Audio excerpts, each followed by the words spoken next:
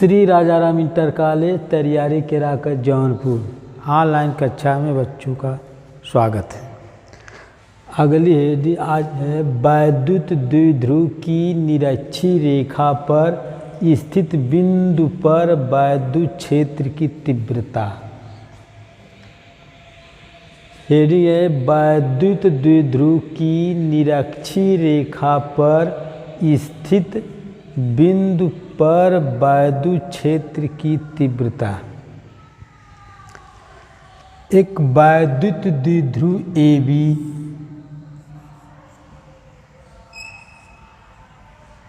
जो -Q + Q आवेश से बना है, जिनके बीच की दूरी 2L है। इसके यह द्विध्रुव एक ऐसे माध्यम में रखा गया है जिसका परावैद्युतांक K है। इसके मध्य बिंदु O से इसके लंबाई के लंबवर्धक पर r मीटर की दूरी की बिंदु P है। r मीटर की दूरी पे बिंदु P है।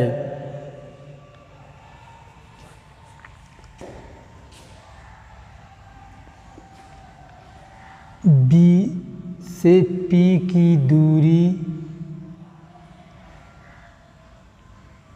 R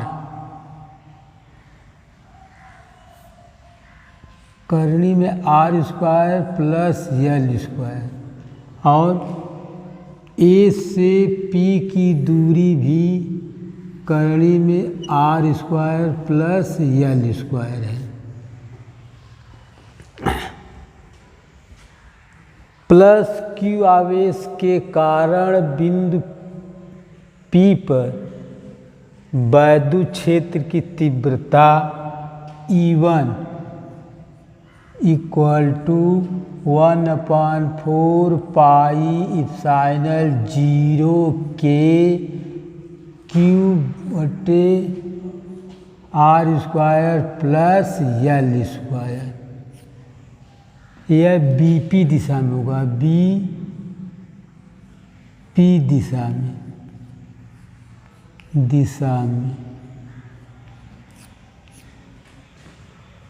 BP इस दिशा में E1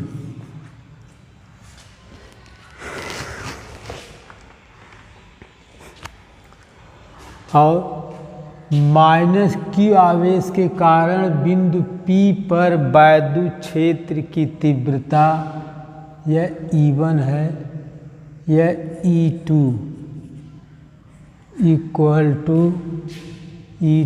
यह हो जाएगा E2 = 1/4 πε0 K Q/R² + L² PA दिशा में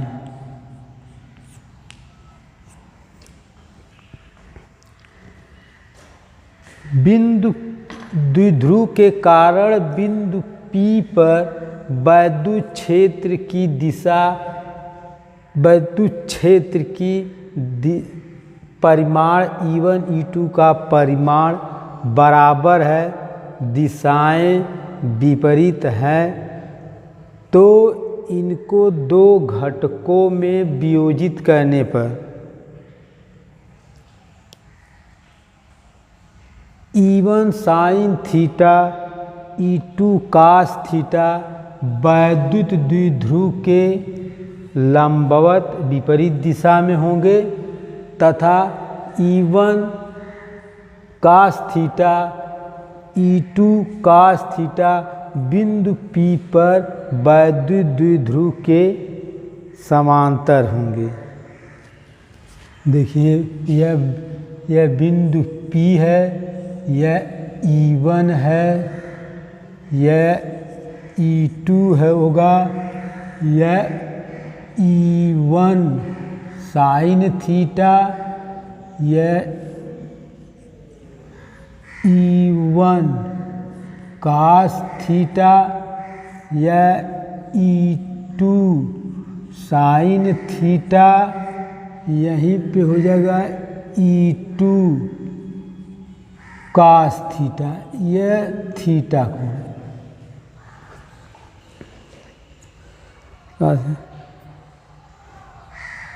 तो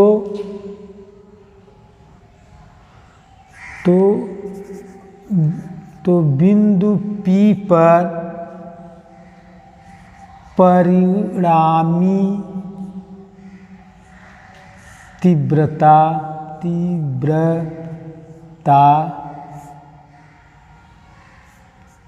E=E1 cos theta plus E2 cos theta. फिर से देखिए, बिंदु P पर प्लस Q आवेश के कारण बिंदु P पर वैद्युत क्षेत्र की तीव्रता E1 BP दिशा में होगी, बिंदु माइनस Q आवेश के कारण बिंदु P पर वैद्युत क्षेत्र की तीव्रता E2 PA दिशा में होगी। चूँकि E1 E2 वैद्युत क्षेत्र की तीव्रता का परिमाण बराबर है, दिशाएं विपरीत हैं, तो इन तीव्रताओं को वैद्युत क्षेत्र तीव्रताओं अर्थात E1 E2 को दो घटकों में वियोजित करने पर एक घटक होगा E1 साइन थीटा और E1 कास थीटा, जो द्विध्रुव AB के E1 साइन थीटा और E2 साइन थीटा द्विध्रुव AB के लंबवत विपरीत दिशा में होंगे, जो एक दूसरे को निरस्त कर जाएंगे, और E1 cos theta E2 cos theta वैद्युत द्विध्रुव के समांतर होंगे। तो बिंदु P पर परिणामी तीव्रता E=E1 cos theta plus E2 cos theta. अब यहाँ जो E1 का मान इससे, E2 का मान इससे यहाँ रख दीजिए, तो परिणाम बिंदु P पर परिणामी तीव्रता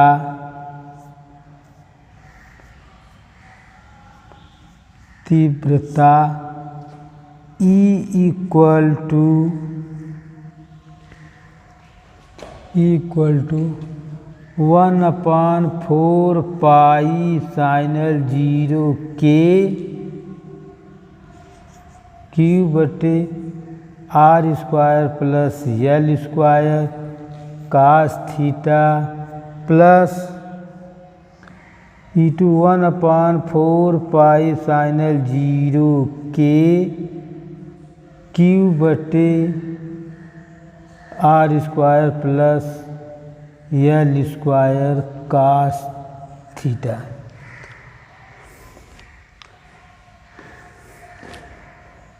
E बराबर हो जाएगा 1/4 पाई साइनल 0 K Q/R² plus L² into 2 cos theta. देखिए ये 1/4 pi epsilon 0 K Q/R² plus L² 1/4 pi epsilon 0 K Q/R² plus common लेंगे तो कास थीटा धन कास थीटा 2 कास थीटा हो जाएगा। अब त्रिभुज POB से कास थीटा बराबर OB बटे PB या कास थीटा बराबर OB, इसका मान हो जाएगा PB है इसका वर्ग इसका वर्ग, यानी कि OB का मतलब हो जाएगा L बटे R square plus L square करणी में ए पावर 2। अब इस cos थीटा का मान हम यहाँ रख देंगे तो यह आ जाएगा E = 1/4 पाई साइनल 0 के क्यू बटे R square plus L square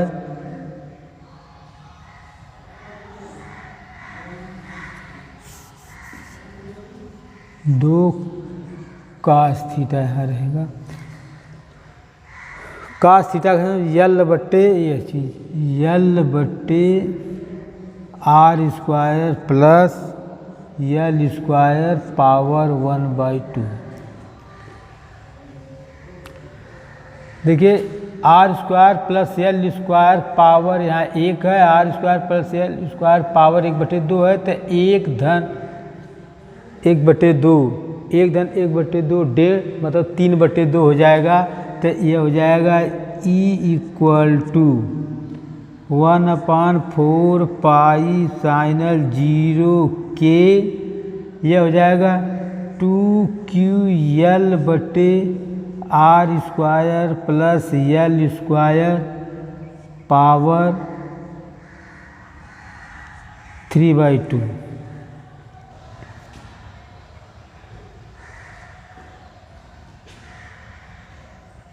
देखिए अब यह हो जाएगा E = यह 1/4 पाई साइनल 0 के P बटे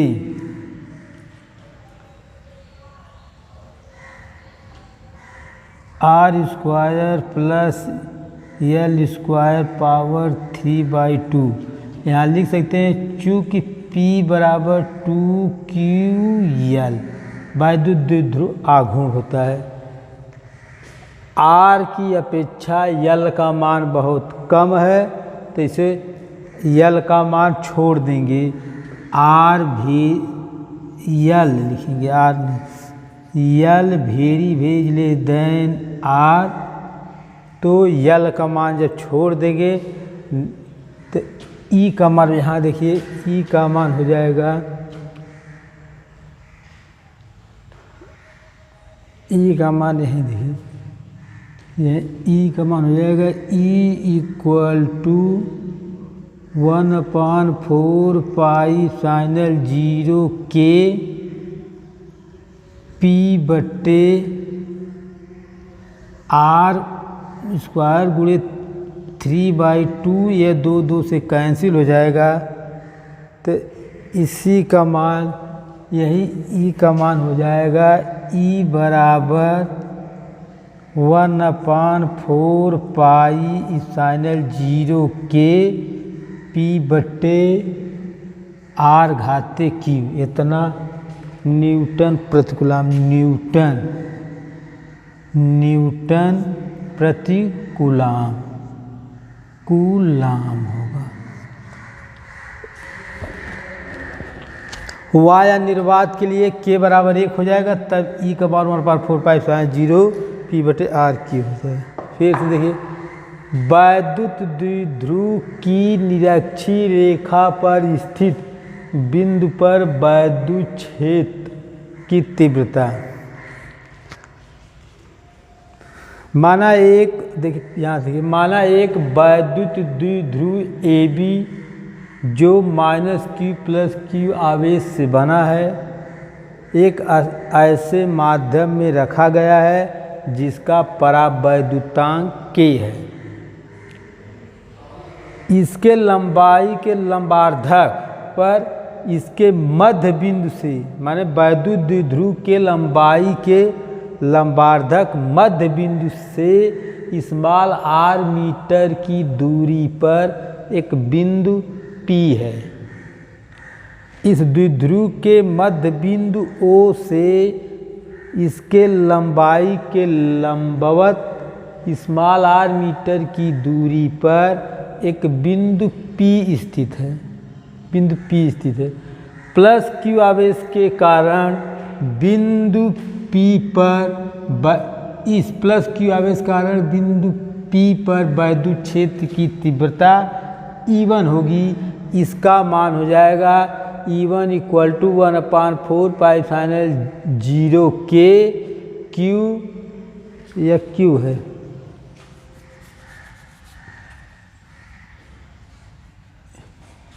Q/R² प्लस L² BP दिशा में, क्योंकि प्लस है तो इस दिशा में वैद्युत क्षेत्र की तीव्रता होगी।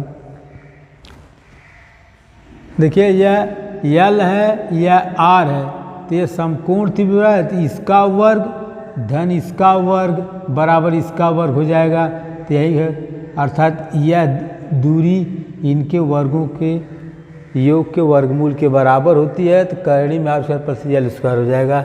अब इसी प्रकार -Q आवेश के कारण बिंदु P पर वैद्युत क्षेत्र की तीव्रता E2 बराबर हो जाएगा, E2 बराबर हो जाएगा 1/4 पाई epsilon 0 K Q/R² plus L²।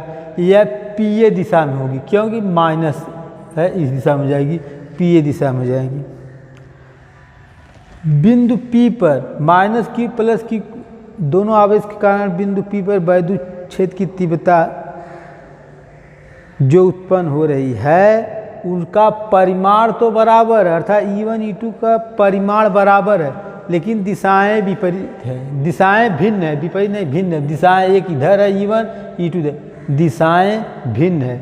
तो इन वैद्युत क्षेत्र अर्थात E1 E2 को दो घटकों में वियोजित करने पर E1 E2 दो घटकों में वियोजित करने पर E1 sine theta E2 sine theta का परिमाण तो बराबर होगा, लेकिन दिशाएं विपरीत हो जाएंगी और यह द्विध्रुव के लंबार्धक होंगे। तो इनका परिमाण बराबर है, दिशा विपरीत है, ये दोनों कैंसिल हो जाएंगे। और E1 E2 का बिंदु P पर वैद्युत द्विध्रुव के समांतर घटक E1 cos theta E2 cos theta जो एक ही दिशा में होगा, तो इसलिए बिंदु P पर वैद्युत क्षेत्र की तीव्रता का परिमाण E equal to E1 cos theta plus E2 cos theta होगा। अब देखिए E1 का मान यहाँ से, E2 का मान यहाँ से इसमें रख देंगे, तो बिंदु P पर परिणामी तीव्रता E equal to 1/4 pi final 0 Q/R² plus L² into cos theta plus 1/4 pi final 0 K Q/R² plus L² into cos theta. देखिए 1/4 pi final 0 K Q/R² plus L² ये बराबर कॉमन ले लेंगे, तो आ जाएगा यह E equal to 1/4 pi final 0 K Q/R² plus L² into 2 cos theta हो जाएगा। अब cos थीटा का इस समकोण त्रिभुज POB में cos थीटा का मान ज्ञात कर लेंगे, तो cos थीटा बराबर होता है आधार बटा कर्ण अर्थात OB बटा PB। PB का मान हो जाता है R² प्लस L² करणी में, अर्थात cos थीटा बराबर L/R² प्लस L² पावर 1/2। इस cos थीटा का मान जब यहाँ रख देंगे तो E equal to 1/4 pi final 0 K 2QL/R² plus L² into R² plus L² power 1/2। देखिए इसका पावर 1 है, इसका पावर 1/2 है, तो 1/2 1.5 अर्थात 3/2 हो जाएगा। तब E परिणामी तीव्रता E equal to 1/4 pi final 0 K 2QL/R² plus L² 3/2 हो जाएगा। अब यहाँ देखिए यह 2QL वैद्युत द्विध्रुव आघूर्ण है, P से प्रदर्शित करते हैं, तो यह हो जाएगा, यहाँ जो P लिख देंगे तब हो जाएगा E equal to 1/4 pi final 0 K P/R² plus L² power 3/2 होगा। अब देखिए L का मान R की अपेक्षा बहुत कम है, बहुत सूक्ष्म है, तो L का मान छोड़ देंगे, तो यहाँ एल का मान जब छोड़ देंगे तो बचेगा r⁻2 अर्थात E=1/4πsin_L 0K P/r² गुणे 3/2 2 से कैंसिल हो जाएगा। तब E का मान आ जाएगा E=1/4πsin_L 0K P/r³ न्यूटन प्रति कूलाम। जब निर्वात या y लेंगे तो निर्वात या y के लिए K का मान 1 होता है, तब E हो जाएगा 1/4πsin_L 0 P/r³ न्यूटन प्रति कूलाम। y निर्वात के लिए K का मान 1 होता है, तब E 1/4πsin_0 P/r³ न्यूटन प्रति कूलाम।